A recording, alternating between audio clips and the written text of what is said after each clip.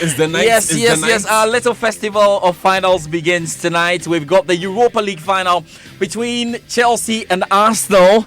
Okay, so just let's be honest. Yes. If we were going to rate them by the anthems. Oh, I think Chelsea has won this one. Yeah, like Arsenal one. Yeah, Charlie. But of course, we are not singing on the pitch. That's what's going to be happening tonight. Well. So live commentary, 6:45, and you want to join us the Europa League final, courtesy Star Times Ghana. But there's also the UEFA Champions League final to look forward to this Saturday. We've got Liverpool up against Spurs. I'm not sure you want to do the comparison again when you come to the anthems. Oh, we beat them with anthems. One good for the church and another is good for hitting the pubs and all of that. But it's all good. But we've got a special something for all of you at the Labadi Beach Hotel, brought to us by our sponsor Standard Chartered.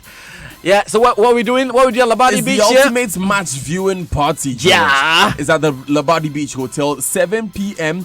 Join Sir Cordier and Jocelyn Juma. The point is, if you come at 7 p.m., you'll be in trouble. You have to because come the game begins at Charlie. So you have to come way earlier, 6:30, you'll be in the house. Latest. So join Sir Cordier and Jocelyn Juma. Watching with you, of course. You have the Joy FM commentary crew around. This is going to be a big one. Let's finish the season in style. And you can't believe it. You've got Europa League final Wednesday, and you've got the UEFA Champions League final definitely on Saturday, and Standard Chartered are taking us all the way. So the Sports Center this morning definitely brought to us by MTN 4G Plus. For the fastest connectivity and highest internet speed, choose MTN TurboNet. Standard Chartered Bank here for good, and multi-TV, just thrills. Coco, wake up to a good morning because there's so much to look forward to only on MTN. Your mornings are brighter because we're giving you 400 megabytes and 30 minutes of free on-net calls at just 1 Ghana cedi from 5 a.m. to 8 a.m. Just imagine all the amazing things you can do online and all those long gists you can have with your friends and family every morning. My guy, just dial *138# and you're sorted. MTN Coco, we there for you everywhere you go. Now the climax of the football season is here. Passions have reached a crescendo, and because we understand what football means to you, Standard Chartered is rewarding your loyalty to us and to the game. All you have to do is download the SC mobile app and open an account on your mobile. Create a profile with your name and share on social media, tagging Standard Chartered Ghana on Instagram, Twitter and Facebook. The highest daily likes wins an authentic customized Liverpool FC jersey. What's more, get a ticket to the exclusive match viewing event to see Liverpool FC and Tottenham Hotspur battle it for the ultimate trophy in European football. So get on your phone now, go to the App Store or Google Play Store and download the SC Mobile Ghana app and start enjoying the benefits of banking on your phone. Just dial *33 or dial 3311. Terms and conditions apply. Standard Chartered. Here for good and here for sport. Danny, we've got the Arsenal fans, One brother Fosa, he's getting himself ready for the game. And of course to Joseph Bedu and all the guys inside eBet listening in to us right now. But we can start before we get into the Europa League and talk about how the teams are getting ready. It looks like the path has now been cleared for a successful Africa Cup of Nations campaign in Egypt for the Black Stars. This was after Samoa Jan, whether demoted or elevated, patched up with head coach Kwesi Appiah after their relationship turned sour for a few days over captaincy issues. Now, the two held talks yesterday, and now the general captain, Jan, pledged his commitment and support to the coach, as well as the substantive captain, Andre Ayew, and his deputy, Kwadwo Asamoah. Jan's spokesperson, here's Jan's spokesperson, Obinkweku. Latter part of last week, we all heard what happened between the former skipper of the Black Stars and the head coach of the senior national team. So the camp thought it wise that since they are preparing for Egypt, it would probably affect the team climate as they go. And so we thought it wise. We should meet and speak over peace and see going forward how it will go for the two parties. And yesterday at 1 p.m. we met at the Holidays Inn Hotel. The two parties were present, Dr. James Kwesi Appiah and his team, Asamoah Gyan and his team.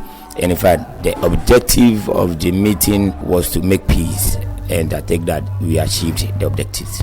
Now, President Nana Addo Dankwa Akufo-Addo, who intervened in getting Jan rescind his decision from quitting the national team, took to microblogging website Twitter to retweet a photo of the two on Asamoah Gyan's handle. Way to go. And that comment came with a thumbs up and a smiley, of course. Now, like we, the fans, the players invited for the pre-tournament camping in Dubai have been monitoring the development on the fence. Newcastle United star Christian Achu believes past issues won't affect them. As for what's happening, they are really looking forward to ending the country's long wait for the title. We are professionals, and we are in the Black Star camp to play football, not to focus on issues like this. So for us, our main target is to win the cup for the nation. So for the issues, everything has been resolved, and we are focused now. We are giving him the maximum support.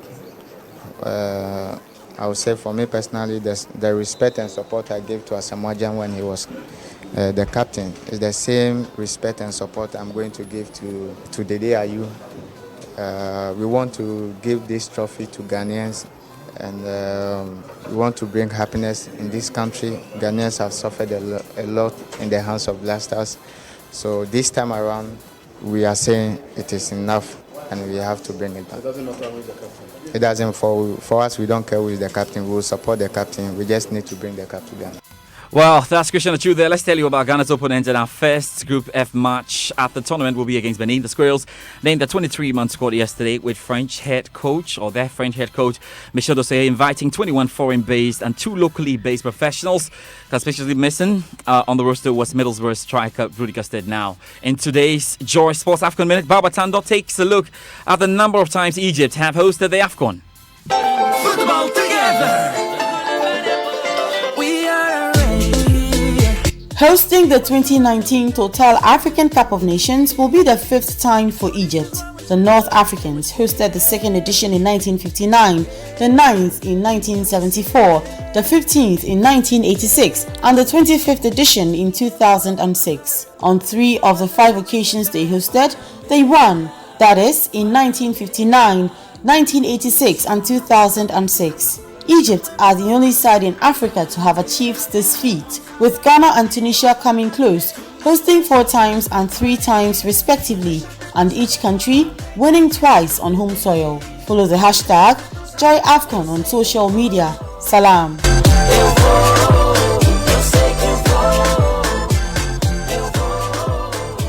Domestic football now on the round of 32 of the special competition Tier 2 will begin later today with matches mainly between Premier and Division 1 league clubs. Now, at the Cross Stadium, Hearts are favourites against Uncle T Stars, a club owned by Isaac Teta, popularly known as TT Brothers, a former management member of the Phobians. Hearts of Oaks captain Fatal Mohammed tells Joy Sports they won't disappoint. We are ready to face any club that we meet, because this is knockout stage, so we are not going to underrate any club that we meet. So we don't have any problem meeting Uncle T or which club that we are meeting. So we are ready for any club that we meet. We are that, like I said before, any club that we meet in a way, we are ready to face them. It's not going to be easy match, but we are hoping and we train well that things will go well for our side. Liberty Professionals will be up against Sky FC at the Car Randolph Park in Dansoman. Let's hear from their coach, Reginald Asante. Torreira, Lacazette. Yeah, honestly speaking, everybody goes into a tournament for a win, but our main objective is to win the matches ahead. So any team that comes our way, we try to win it, and then that will give you another step. Then step by step, gradually we'll try to then get to the finals of the FA Cup. In notable games, Asante Kotoko will face Real Tamale United at the Babayara Stadium. I remember, we just don't have a game that involves all Premier League sides. There's no all Premier League encounter for us this afternoon, but we'll be bringing you the updates in what happens there. But of course, there's a lot to look forward to tonight. Ferreira, Lacazette, turns and scores. That may settle it. Him again, Alexander Lacazette. At the moment, for Arsenal, Alexander the Great. And Kepa's done it again. 2 saves in a row for the Spanish goalkeeper. And Chelsea can touch that final. Aubameyang in behind it. Oh, how about that to complete the hat-trick? He has been just phenomenal. What a script. Many feel this is a Stamford Bridge goodbye for Eden Hazard. And if it is, it could be to send them to a major European final. He looks cool and focused. It's Hazard. It's Chelsea in the Europa League final. All roads lead to Baku. It will be Arsenal-Chelsea. And Maurizio Sarri's hopes of a first trophy are still well and truly alive. London rivals Chelsea and Arsenal meet in an all-English Europa League final tonight, 2,500 miles from Baku, from Britain. And there's live commentary on your superstation, Joy 99.7 FM. We build up a 6:45 and a hashtag Joy Europa, courtesy Star Times Ghana. Now, the build-up to the final has highlighted the cost of travel for fans and the distance from Britain, but General Secretary of the Azerbaijan Football Association, Elkan Mamadov, says it shouldn't be seen as a problem for them. So, and when the Europa League competition started, the season started, no one could predict that it will be 2 London teams, London derby here in Baku. As for the distance, yes, this is a geographical location of Baku and London. There is a difference. There is approximately 4,000 kilometers away from London to Baku, but we also should keep in mind that when City was awarded to have the honor to host such a great final here in Baku, we could not predict that it will be a London teams. It could be Turkish team, Russian teams, or some other neighboring countries, Ukrainian teams, as well as, I would say, some Eastern European countries teams as well. Let's get into the Chelsea camp right now, and there seem to be, issues there because Blues manager Mauricio Sarri was visibly frustrated as he walked out of training last night, throwing and then kicking his cap at the Baku Olympic Stadium. David Osteen watched the Chelsea training last night and reports. There was certainly a coming together between David Luiz and Gonzalo Higuain on the pitch. The next time we saw Sarri, he was sort of storming off, throwing his Chelsea cap to the ground, then kicking it, then picking it up, then throwing it again and kicking it even harder. He reacted quite badly to a member of staff who came over, and then he stormed down the tunnel. David Osteen's report. Meanwhile, the club has denied Sarri's frustration, was triggered by the players' clash, rather a failure to practice set pieces at the end of the session. Now there is speculation as well that win or lose in Baku's Olympic Stadium, it could be Blues bosses, Mauricio Sarri's final game in charge. Sarri, however, refused to discuss him to the Italian side Juventus on the eve of the final. I want to think only to the final, of course. Then I have a contract with Chelsea for 2 years, and so first of all I will speak with Chelsea. But this is not the moment. Now we have to think only to the final. Let's hear from Arsenal boss Unai Emery ahead of the game tonight. I want to do something important here, and something important here is, for example, to play this title, and I think we deserve to play, and we did a good way in this competition. And we feel a lot this competition to do something important together, play with one title and play with one possibility to go to the champion. But above all is to enjoy and to play with all our good spirit. We'll be on with Gary Alsmith, 6:45. That's the time we begin the build-up. And, of course, you join us with your hashtag Joy Europa. And a big thank you again to Star Times Ghana. But let's do tennis before we get out of here. And world number one Naomi Osaka avoided a premature end to her bid for a third straight Grand Slam title by coming from behind to reach the French Open second round.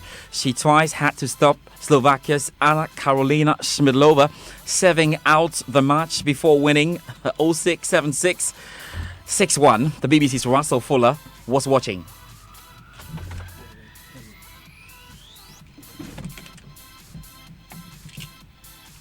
Okay, we'll get you some more in that as we keep our tabs on what will happen in the French Open coming forward. I mean, of course, going forward, there is quite a lot there. I think we've got Russell Fuller now. We can hear from Russell quickly. When the winner of the last two Grand Slams of the world number one loses the first set of her first round match 6-love, then everybody sits up and takes notice. Congratulations to Anna Karolina Schmidlova for playing such an excellent first set and fighting back in the second, and on a few occasions being 2 points from victory. Twice she served for the match and for the upset. Twice Osaka broke back. But Osaka was able to turn things around. She's not a clay court natural, but she's already showing that she can play pretty well on this surface. She's had a couple of injuries over the clay court season, one to her abdomen, the other one a right hand injury which forced her to withdraw from Rome.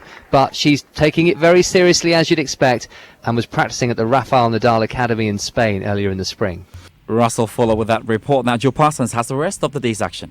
The defending champion, Simona Halep, is also through to the second round, but was also taken to 3 sets by the Australian Ajla Tomljanovic. Halep eventually winning 6-2, 3-6, 6-1. And in the men's singles, Germany's fifth seed Alexander Zverev battled through to the second round with a 5-set win over John Millman of Australia. Okay, so there's more to come from the French Open, and we'll be keeping a tabs on that, as well as the ongoing FIFA Under-20 World Cup in Poland. Yeah, the build-up as well to the Women's World Cup is on. That'll be taking place in France. And just a quick reminder again, our festival finals beginning tonight. It's the Europa League final between Chelsea and Arsenal in Baku. There's live commentary at 6:45. That's the build-up. And of course, you can join us with your comments. The hashtag is Joy Europa. And then on Saturday, we come your way with the UEFA Champions League final between Liverpool and Tottenham Hotspur. Remember that the ultimate match viewing party is on at the Labadi Beach Hotel. You have to join us. Try and make your way there by 6:30. Okay, game starts at 7, and you have a wonderful opportunity to meet our special guest, Sarkodie Jocelyn Duma. I mean, making sure this is going to be working out for us. A big thank you again to Standard Chartered. Back here for good. Here for good. Good stuff. Good stuff. You are here for good, eh? And I am here for good. Thanks, George.